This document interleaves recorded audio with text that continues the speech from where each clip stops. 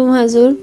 हजूर, मेरा ये सवाल है कि हज़रत मुस्लिम और रज़ी अल्लाह ताला अन्हु किताबें लिखने में कौन सा तरीका इस्तेमाल किया करते थे? किसने? किताबें लिखने में कौन?